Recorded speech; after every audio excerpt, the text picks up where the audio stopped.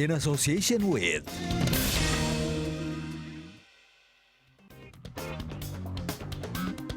Gedung-gedung perkantoran merupakan salah satu wilayah yang harus diwaspadai sebagai tempat rawan penularan COVID-19. Menurut WHO, transmisi corona dapat terjadi melalui udara atau airborne. Berada di dalam ruangan tertutup dengan durasi panjang dinilai menjadi penyebab perkantoran menjadi klaster penyebaran COVID-19. Lalu bagaimana cara aman untuk menghindari penularan virus di kantor? Dan seperti apa virus dapat menyebar di udara? Dalam segmen Dokter Menjawab kali ini sudah bergabung dengan kami melalui sambungan Zoom Dr. Erlang Samudro, dokter spesialis paru yang juga Sekretaris Umum Perhimpunan Dokter Paru Indonesia. Halo Dr. Erlang, apa kabar? Baik.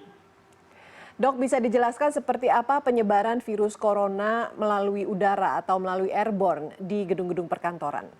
Oke, virus corona ini WHO sudah mengeluarkan statement yang baru ya, jadi bisa menular melalui airborne dalam lingkungan yang tertutup seperti di perkantoran, terutama yang jaraknya sangat berdekatan, kemudian lingkungannya tertutup.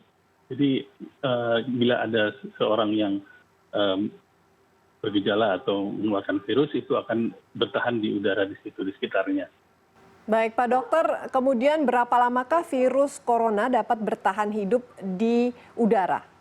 Ya, memang virus corona ini dapat hidup di udara sekitar 3 sampai 4 jam.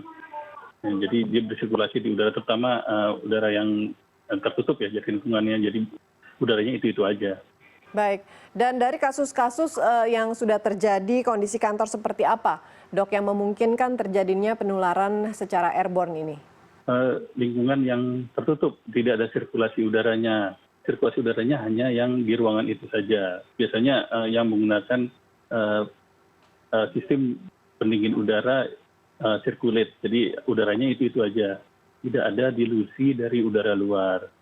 Hal ini memungkinkan terjadinya peningkatan konsentrasi virus bila ada orang yang sakit di situ.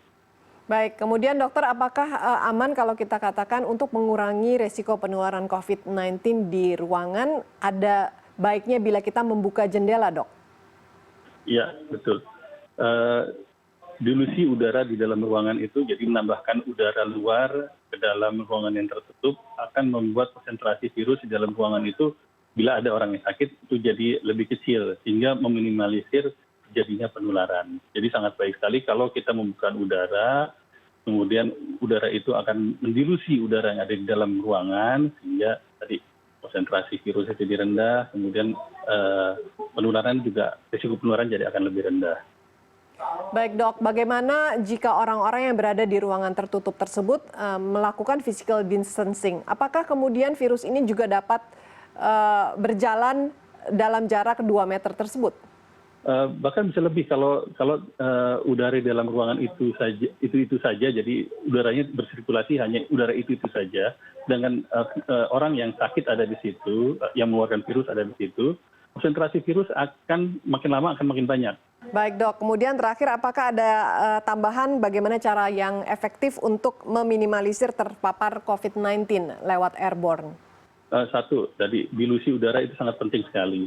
Membuka jendela, biarkan udara luar yang fresh masuk ke dalam. Kemudian perbaiki tata kelola ventilasi. Itu sangat penting sekali untuk meminimalisir, terutama pada perkantoran-perkantoran untuk yang tertutup. Jadi sirkulasi udara itu sangat penting sekali. Harus ada manajemen untuk pengaturan ventilasi udara. Baik, Pak Dr. Erlang Samudro, terima kasih atas waktunya. Kesehatan adalah harga yang tidak ternilai, karena itu ingatlah pesan ibu. 3M, memakai masker, menjaga jarak, menghindari kerumunan, dan mencuci tangan dengan sabun di air mengalir. Agar ibu dan keluarga yang kita cintai tetap sehat walafiat, jangan jadi korban kelalaian kita. Demikian segmen Dokter Menjawab kali ini. Saya Frida Litwina, terima kasih dan sampai jumpa.